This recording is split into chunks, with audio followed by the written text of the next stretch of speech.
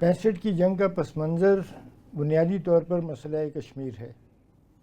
کیونکہ 1947 میں کشمیر کے اندر بھارت نے فوج داخل کی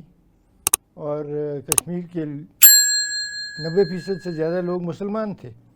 اور وہ پاکستان سے الحاق چاہتے تھے۔ مہاراجہ جو تھا وہ ہندو تھا، جو اسٹیٹ کا ہیڈ تھا، اور اس کے ساتھ ہندوستان کے لیڈرز نے ساز باز کی اور اس کو کہا کہ تم انسٹرومنٹ آف ایکسیشن ہمیں ایک لکھ کے دے دو کہ میں آپ سے الحاق کرنا چاہتا ہوں۔ اب یہ بھارت کا ایک منافقت تھی ایک لحاظ سے، کیونکہ حیدرآباد پہ جب انہوں نے فوج دوڑائی اور فوج چڑھائی، وہاں پر حملہ کیا جوناگڑھ پہ، مناودار پہ، وہاں ان کا یہ منطق تھی کہ جی یہاں کے لوگ زیادہ تر ہندو ہیں اور راجے جو ہیں وہ مسلمان ہیں، اور اس لیے راجے ہم سے اتحاد نہیں کرنا چاہتے، الحاق نہیں کرنا چاہتے، لہٰذا ہم فوج داخل کر رہے ہیں اور اس پہ قبضہ کر رہے ہیں۔ تو یہی استدلال جو تھا یہ کشمیر پہ لگنا چاہیے تھا، لیکن وہاں منافقت تھی، وہاں انہوں نے الٹی منطق رکھ لی کہ چونکہ راجہ ہم سے الحاق کر رہا ہے اس لیے ہم فوج داخل کر رہے ہیں، اور فوج داخل اس لیے کر رہے ہیں کہ لوگوں نے ہتھیار اٹھائے ہیں، ان کو لوگوں نے بھانپ لیا تھا کہ یہ بھارت کے ساتھ وہ الحاق کریں گے، اس لیے وہاں پہ ریزسٹنس کی جنگ تھی، لوگوں نے ہتھیار اٹھائے، ان کی مدد کے لیے قبائلی آئے اور وہ پاکستان پہ الزام بن گیا کہ آپ نے قبائلی داخل کیے۔ اگر داخل کیے بھی تھے تو لوگ تو پاکستان کے ساتھ آنا چاہتے تھے، آج تک آنا چاہتے ہیں۔ بالکل صحیح۔ اس کے بعد معاملہ اقوام متحدہ میں گیا، لڑائی ہوئی، وہاں پر بھارتی فوج بھی آ گئی، پھر پاکستان فوج بھی کافی دیر کے بعد پاکستان کی فوج بھی گئی،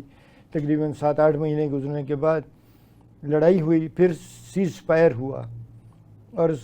سیز فائر اس لیے ہوا کہ بھارت مسئلے کو اقوام متحدہ میں لے گیا، اور وہاں پھر کئی قراردادیں پاس ہوئیں، جن میں سے 2 بہت امپورٹنٹ ہیں، 1947 کی بھی، 48 کی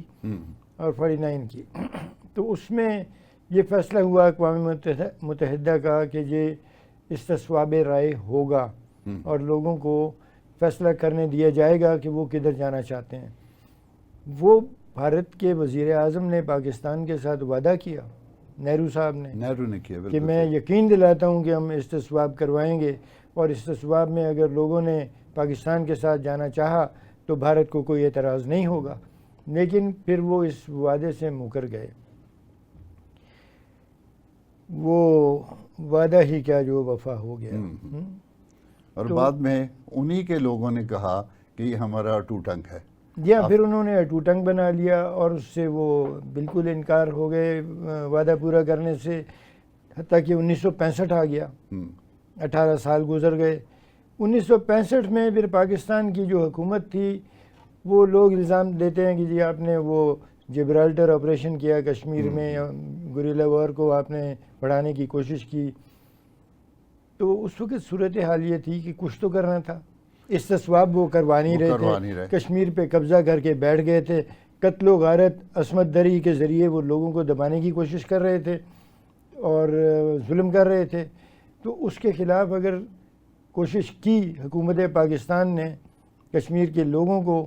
مدد کرنے کی تو وہ پاکستان پہ الزام لگ گیا۔ اور مزے کی بات ہے کہ اقوام متحدہ کا ایک ریزولوشن ہے جس کو امپلیمنٹ کرنے کی کوشش کی گئی۔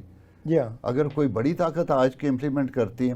اقوام متحدہ کے ریزولوشن کو تو وہ تو بڑی جائز بات ہے۔ دیکھیے وہ تو دنیا کی منافقت ہے، جو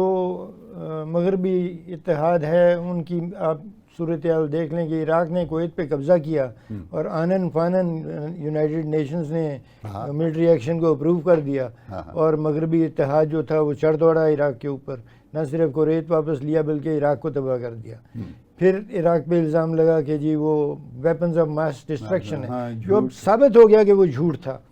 لیکن اس کی بنیاد پر پھر اتحاد بنا، دوبارہ چڑھائی کی، اور 9/11 کے بعد بھی بالکل افغانستان پہ چڑھائی کر دی۔ تو یہ اقوام متحدہ کی بھی منافقت ہے کہ وہ طاقتور کا ساتھ دیتے ہیں، جس کے پاس اتنی طاقت نہیں ہے اس کا ساتھ نہیں دیتے۔